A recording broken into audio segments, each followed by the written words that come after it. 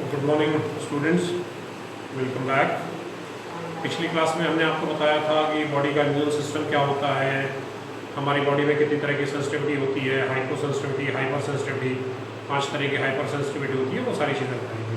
और वहाँ पे हमने छोड़ा था कि अगली क्लासेस में हम बात करेंगे वैक्सीनेशन की, कि वैक्सीनेशन हम कैसे करते हैं, क्या करते हैं, वैक्सीन कितनी तरह की होती है, किन किन चीज़ों से वैक्सीन बनती है और वैक्सीनेशन की प्रोसेस क्या होती है, और एज एन ANM आप लोगों को कौन सी ऐसी वैक्सीन हैं जिनके बारे में रिकॉर्ड रखना पड़ता है, या गवर्नमेंट ऑफ इंडिया की वैक्सीनेशन पॉलिसी क्या है, उनके अंतर्गत आने वाली 11 वैक्सीन अलग अलग जो हर गर्भवती महिला को और बच्चों को लगनी चाहिए अपने शेड्यूल के हिसाब से, ये सारी बातें हम आज इस वीडियो में आप लोगों को बताएंगे।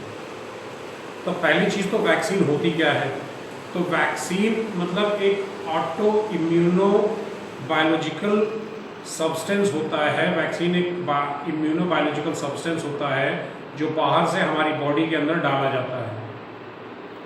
अब वो लाइव हो सकता है, डेड हो सकता है और सिंथेटिक हो सकता है, जिसका सिंथेसिस हमने लैबोरेटरी में किया हो। लाइव में लाइव वायरस की कुछ चीज़ें डाल दी जाती हैं, लाइव बैक्टीरिया के कुछ पार्ट डाल दिए जाते हैं। डेड में उनको कल्चर करके उनका हम वैक्सीन बनाते हैं। कुछ सेलुलर फ्रेगमेंट्स उनके हम अपनी बॉडी में इंसर्ट कर लेते हैं, वो डेवलप करके एज अ वैक्सीन काम करती हैं। तो इस तरह से वैक्सीनेशन की प्रोसेस चलती है।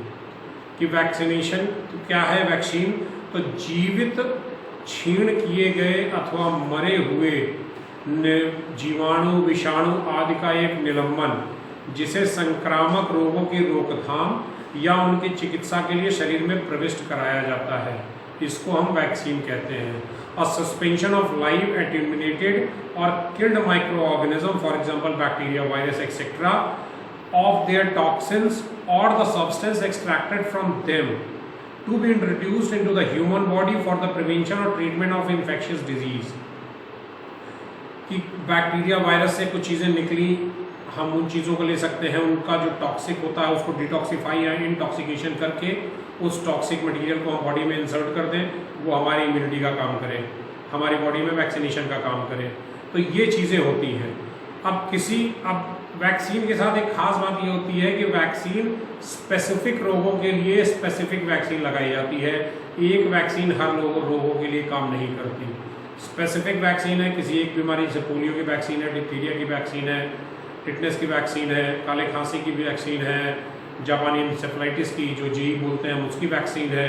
तो ये सारी वैक्सीन, अभी कोविड की वैक्सीन आई थी, तो कोविड की वैक्सीन कोरोनिल हो गई आपका, चाहे आपका कोवैक्सीन हो गया, चाहे आपके फाइजर की वैक्सीन हो गई, ये सारी वैक्सीन एक स्पेसिफिक बीमारियों पर ही काम करती है। एक वैक्सीन दूसरी बीमारी पे काम नहीं करेगी। जिस बीमारी के लिए वैक्सीन आप लगवाते हैं उसी बीमारी के लिए वो वैक्सीन काम करती है। अब आते हैं कि कितने प्रकार की होती है।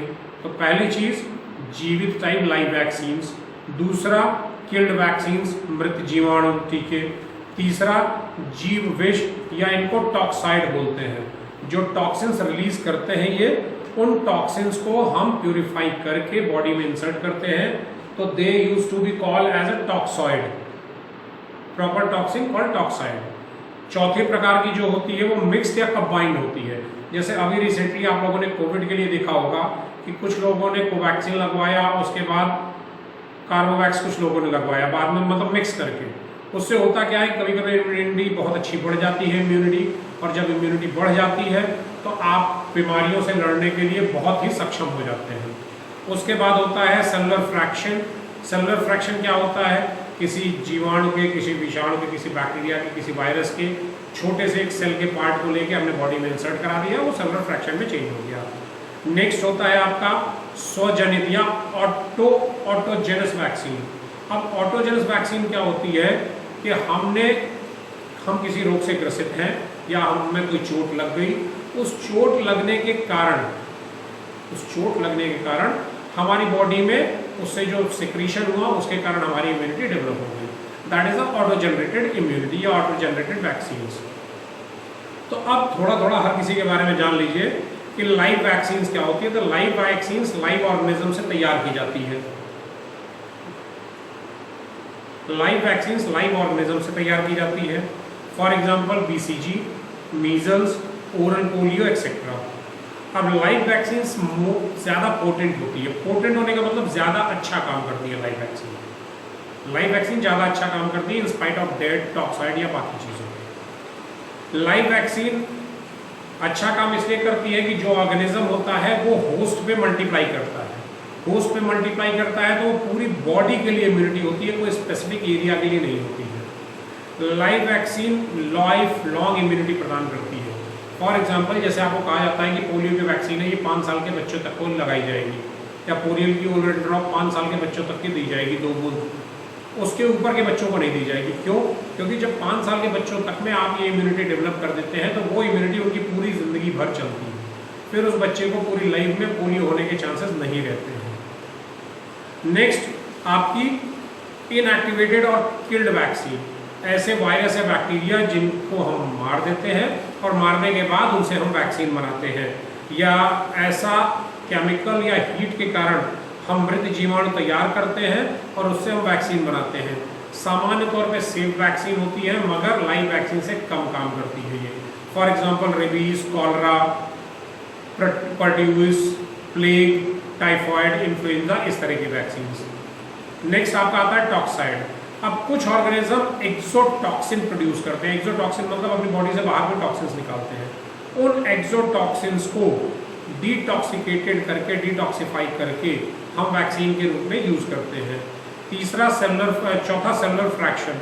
सेलुलर फ्रैक्शन बैक्टीरिया वायरस का, जैसे मैंने बताया, सेल का कोई एक फ्रैक्शन हमने ले लिया, उस फ्रैक्शन से हमने वैक्सीन बना ली, that is a cellular fraction vaccine. Next आपकी मिक्स्ड वैक्सीन होती है। मिक्स्ड वैक्सीन ये होती है कि जब एक या एक से अधिक प्रकार की वैक्सीन आप एक साथ यूज करते हैं तो वो मिक्स वैक्सीन कहलाती है। For example MMR, measles, mumps, rubella. अभी कुछ 2-3 साल पहले मीजल्स रूबेला की वैक्सीन लग रही थी, आज भी लगती है, तो that is a mix vaccine. दूसरा DPT, diphtheria, pertussis, tetanus, DPT। फिर टाइफॉइड, पैराटाइफॉइड। छठे प्रकार की जो वैक्सीन होती है वो ऑटोजेनस इम्यूनिटी वैक्सीन होती है, कि रोग जिसकी चिकित्सा की जानी है, किसी विक्षिप्त जख्म में उपलब्ध पदार्थ जो निकलते हैं सेक्रीशन, उनसे हम वैक्सीन डेवलप कर लेते हैं।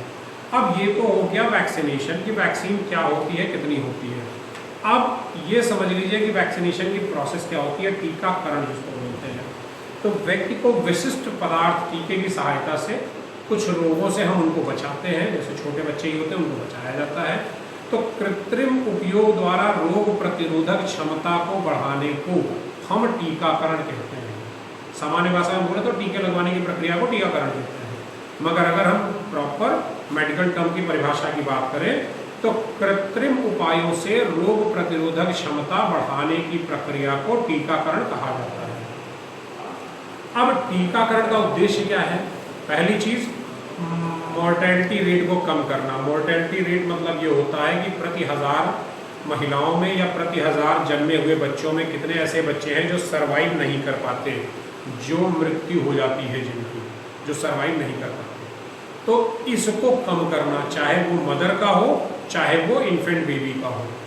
मॉर्टेलिटी रेट कम करना, इसको आप 2 पॉइंट्स में भी लिख सकते हैं कि मात्र मृत्यु दर को कम करना, शिशु मृत्यु दर को कम करना, बट एक्चुअली में होता है ये मृत्यु दर को कम करना, मात्र और शिशु दोनों। उसके बाद होता है इम्यूनिटी डेवलप करना, जो हमारे रोग डिजीज से लड़ने की क्षमताएं हैं, रोग प्रतिरोधक क्षमता है, उस रोग प्रतिरोधक क्षमता को डेवलप करना। तीसरा, रोगों में संक्रमण और उसके वाहनों को उपचार करना, कि हम संक्रमण न फैला पाएँ।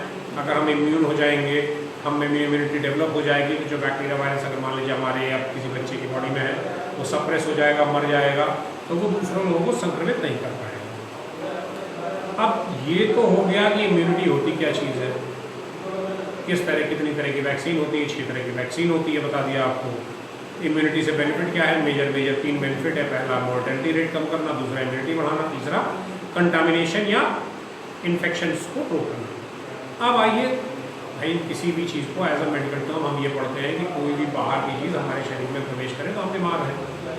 ये जब हम आपको डिजीज़, कंसेप्ट ऑफ डिजीज पढ़ा रहे थे तो वहाँ बताया था। मगर अब जब हम कोई बाहर चीज़ अपनी बॉडी में प्रवेश कराएंगे, जैसे अभी कोविड की वैक्सीन बच्चों को लगी, बड़ों को लगी, या छोटे बच्चों को वैक्सीन लगती हैं, तो होता क्या, सामान्य तौर पर शरीर में बीमारी हो जाती है। किसी को बुखार आता है, किसी के शरीर पे चकत्ते पड़ जाते हैं, किसी रैशेज हो जाती हैं, किसी को उल्टियाँ आने लगती हैं, अलग अलग प्रकार की कॉम्प्लिकेशंस होती हैं। तो अब इन कॉम्प्लिकेशंस के बारे में हम बात करेंगे। तो उसको हम बोलते हैं हजार्ड्स ऑफ वैक्सीनेशन, कि टीकाकरण के खतरे। अब हजार्ड्स मतलब नुकसान होता है, टीकाकरण के खतरे आप ये समझ लीजिए कि टीकाकरण होने से क्या खतरे होते हैं। तो पहला चीज़ तो जो एलर्जिक रिएक्शंस हैं वो बॉडी में चालू हो जाती है, तीव्र ग्राहिता आघात होता है, नाड़ी आपकी तेज चलने लगेगी, नाड़ी तेज चलने का मतलब पल्स रेट आपकी बढ़ जाएगी, बॉडी में रैशेज आ जाएंगे, खुजली होने लगेगी। कुछ लोग जो नहीं कोप अप कर पाते वैक्सीन से वो फेंट हो जाते हैं, बेहोशी छा जाती है। जो स्किन है आपकी शरीर वो ठंडा पड़ने लगेगा, चिपचिपा हो जाएगा, लसलसा हो जाएगा, सांस लेने में कुछ देर के लिए समस्याएं होंगी।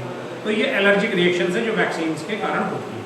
अब सेकंड, लोकल रिएक्शंस, जहाँ पे लगा वहाँ सूजन हो गई, पेन होने लगा, रेडनेस हो गई उस स्पेसिफिक एरिया पे, जाहिर सी बात है सुई लगेगी, तो ये सारी चीज़ें होती हैं। Next, journal reactions.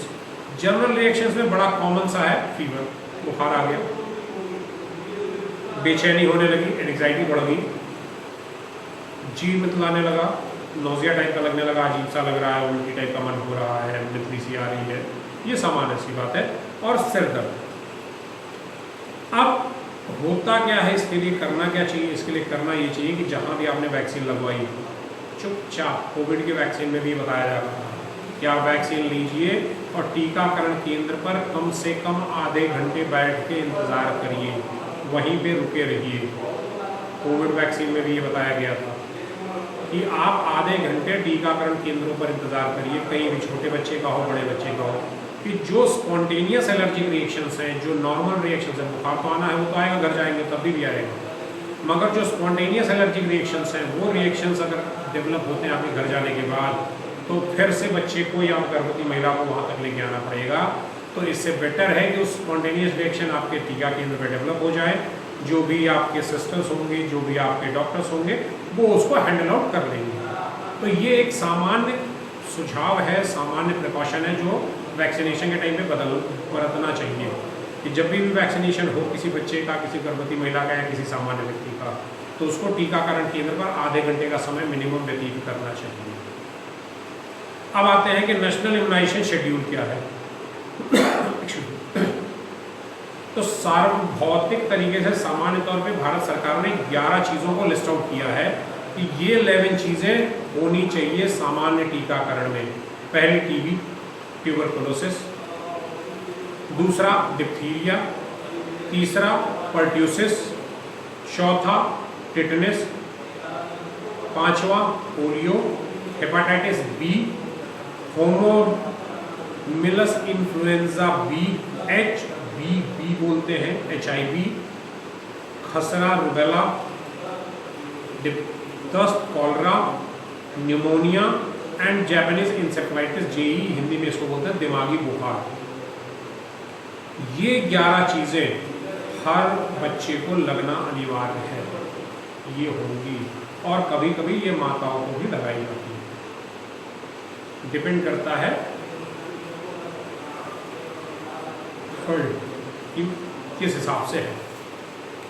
अब आते हैं, ये समझ लेते हैं कि ये जो लगता है ये होता क्या है और क्या शेड्यूल होता है इनका। तो पहली चीज़ कि इसको बोलते हैं नेशनल इम्यूनाइजेशन शेड्यूल, राष्ट्रीय टीकाकरण सारणी। पहले मैं आपको बेसिक बता दे रहा हूँ गर्भवती महिलाओं के लिए, उसके बाद हम बात करेंगे बच्चों के लिए। तो पहला जो सबसे पहला टीका लगता है वो टीका लगता है DT1, और ये कब पता लगता है? जब ये पता लग जाए कि मदर ने बेबी कंसीव कर लिया। गर्भधारण का पता लगते ही इसको लगाया जाता है, दैट इज अ DT1। कितना लगता है? 0.5 ml, आधे ml की सिरिंज है, इंट्रामस्कुलर लगता है ऊपरी बांह पे। जो इंट्रामस्कुलर, इंट्रावेनस, दो तरह के इंजेक्शन होते हैं, IM IV। तो ये IM लगता है, इंट्रामस्कुलर लगता है, ऊपरी बांह पे लगता है। दूसरा DT1 लगने के 4 हफ्ते के बाद DT2 लगता है, सेम इंट्रामस्कुलर, ऊपरी बांह पे, ऊपरी भुजा पे। तो DT1 कब लगता है? जैसे ही गर्भधारण का पता लगा, जैसे ही कंसीव होने का पता लगा, वैसे ही DT1 लगा इंट्रामस्कुलर ऊपरी बाहीं भुजा पे। DT2 आपने लगवाया, DT1 लगवाने के 4 हफ्ते के बाद कहाँ पे? इंट्रामस्कुलर ऊपरी भुजा पे। उसके बाद होता है TD booster. TD booster dose तब लगती है जब कोई महिला 3 वर्ष या उससे पहले गर्भधारण कर रही हो। 3 वर्ष या उससे पहले दोबारा गर्भधारण कर रही हो, सॉरी। जब G2 फेज होगी, ग्रेविडा 2, जीवन में नहीं लगता TD बूस्टर, ग्रेविडा 2 में जब G2 फेज होता है और अगर G1 और G2 के बीच का गैप 3 साल या 3 साल से कम है, तब ये लगता है अगेन 0.5 ml इंट्रामस्कुलर आर्म पे। सर जी पानी दीजिए। ये 3 टीके हो गए माताओं के लिए जो गर्भवती महिलाएं रहती हैं। अब इसके बाद आता है शिशु के लिए। शिशु उसको बोला जाता है जो बच्चा 1.5 साल से नीचे होता है। ये चीज़ याद रखिएगा, 2 साल का बच्चा शिशु नहीं होता। शिशु का कार्यकाल हम मात्र 1.5 साल तक के बच्चों के लिए बोलते हैं। 1.5 साल से ऊपर का जो बच्चा होगा उसके लिए हम बच्चा शब्द यूज़ करेंगे, इन्फेंट नहीं यूज़ करेंगे, चाइल्ड यूज़ करेंगे। ठीक, तो पहला शिशु के लिए जो सबसे पहला टीका लगता है जन्म के समय से लेके 1 महीने तक या कहीं कहीं 1 वर्ष तक, वो होता है BCG का टीका। आधा ml लगता है, इंट्राडर्मल लगता है, छोटी सी सिरिंज होती है, हल्का सा ऊपर लगा दिया जाता है। इंट्राडर्मल टीका होता है आधा ml BCG का। दूसरा टीका जो बच्चे को लगता है वो जन्म के 24 घंटे के अंदर लगता है, हेपाटाइटिस बी का टीका। हेपाटाइटिस बी का टीका जन्म के 24 घंटे के अंदर लगता है। अगेन 1/2 ml की सिरिंज होती है। कहाँ लगेगा? जांघ में बाईं तरफ। उसके बाद ओरल पोलियो वैक्सीन जन्म से 15 दिन तक 2-2 बूंदें मुंह के द्वारा दे दी जाती है। उसके बाद जो टीका लगता है उसको बोलते हैं पेंटावैलेंट 1 और 2। 1, 2, 3 3 टीके होते हैं, 5 हफ्ते पे, 10 हफ्ते पे और 14 हफ्ते पे। पेंटावैलेंट 1 साल तक लगाया जा सकता है, मगर सामान्य तौर पे 6 हफ्ते का बच्चा, 10 हफ्ते का बच्चा और 14 हफ्ते का जो बच्चा होता है तब इसको लगाया जाता है इंट्रामस्कुलर, अगेन जांघ पे। उसके बाद ओरल पोलियो वैक्सीन 1, 2, 3, 6, 8, 6, 10 और 14 हफ्ते तक बच्चों को मुंह से 2-2 बूंद देनी है। देन रोटा वायरस की वैक्सीन 6 हफ्ते पे, 10 हफ्ते पे, 14 हफ्ते पे 2 बूंद oral. Then FIPV fractional inactivated polio vaccine, ये दी जाती है 6 हफ्ते से 14 हफ्ते के बच्चे के लिए। ये इंट्राडर्मल होती है, दाहिने हाथ पे ऊपर की तरफ दी जाती है वैक्सीन। उसके बाद MR1 मीजल्स रूबेला 1, ये 9 महीने से लेके 12 महीने तक के बच्चों को दी जाती है। 5 साल तक के बच्चों को ही ये लगाई जा सकती है, उसके ऊपर के बच्चों को लगाने से इसका कोई फायदा नहीं होता है। आधा ml की होती है, सबक्यूटेनियस होती है, SC। कहाँ लगाते हैं? दाहिने हाथ पे ऊपर की तरफ, दाएं ऊपरी भुजा में। उसके बाद JE1 जापानीज इंसेफ्लाइटिस या दिमागी बुखार का टीका, ये लगता है 9 से 12 साल की उम्र तक। आधा ml होता है, सबक्यूटेनियस होता है, दाईं भुजा पे ऊपर की तरफ लगता है। उसके बाद आपका फिर विटामिन A की पहली खुराक दी जाती है 9 महीना पूरा होने पे बच्चे के। 1 ml की मुंह से दी जाती है, ये 1 ml की खुराक। और न्यूकोकल कॉन्जुगेट वैक्सीन PVC बोलते हैं, ये 6 हफ्ते से लेकर 10 हफ्ते तक के बच्चों को लगाई जाती है। इंट्रामस्कुलर होती है, जांघ में बाईं तरफ लगाई जाती है। ये वैक्सीन्स वो होती है जो 1 से 1.5 साल तक के बच्चों के लिए होती है। अब इसके बाद वो वैक्सीन जो शिशुओं के लिए होती है, वो शिशु जो 16 महीने से ऊपर के होते हैं, मतलब 1.5 साल से ऊपर के सामान्य तौर पे जो बच्चे होते हैं। तो पहला DPT बूस्टर 1 लगाया जाता है 16 महीने से 24 महीने तक के बच्चों के लिए। 1.5 साल से 2 साल का बच्चा होगा उसके बीच में इसको लगवाया जाता है DPT बूस्टर 1। इंट्रामस्कुलर होता है, अगेन जांघ में लगवाया जाता है ये। दूसरा मीजल्स रूबेला 2, अगेन 1.5 से 2 साल तक का बच्चा, सबक्यूटेनियस बाईं भुजा में ऊपर की तरफ। तीसरा, oral polio vaccine OPV booster dose लगवाई जाती है 16 से 24 महीना, 5 ml की खुराक, सबक्यूटेनियस होती है। जापानीज इंसेफ्लाइटिस 2 16 से 24 महीना, आधा ml, सबक्यूटेनियस बाईं भुजा में ऊपर। विटामिन ए की दूसरी खुराक 2 यूनिट 2 ml की, 2 इंटरनेशनल यूनिट मुंह से। लास्ट में टिटनेस का टीटी लगाया जाता है 10 साल से 16 साल तक के बच्चों को। आधा ml की सिरिंज आती है, आधा ml बॉयल होती है, इंट्रामस्कुलर लगाया जाता है ऊपरी बांह पे। अब ये तो हो गया आपका वैक्सीनेशन की प्रोसेस। वैक्सीन क्या होती है, कितने तरह की होती है, नेशनल इम्यूनाइजेशन शेड्यूल के हिसाब से कौन कौन सी वैक्सीन माताओं और बच्चों को लगानी चाहिए। अब इसमें एक छोटा सा टॉपिक बचता है कि वैक्सीन को हम रखते कैसे हैं, नर्स की रिस्पॉन्सिबिलिटी क्या है, और इसको कैसे हम हैंडल आउट आगे करेंगे वैक्सीनेशन को। तो ये नेक्स्ट क्लास में डिस्कस किया जाएगा। वो छोटा सा ही वीडियो होगा 10 मिनट का, उसको भी आप कैरी आउट कर लीजिएगा। Thank you.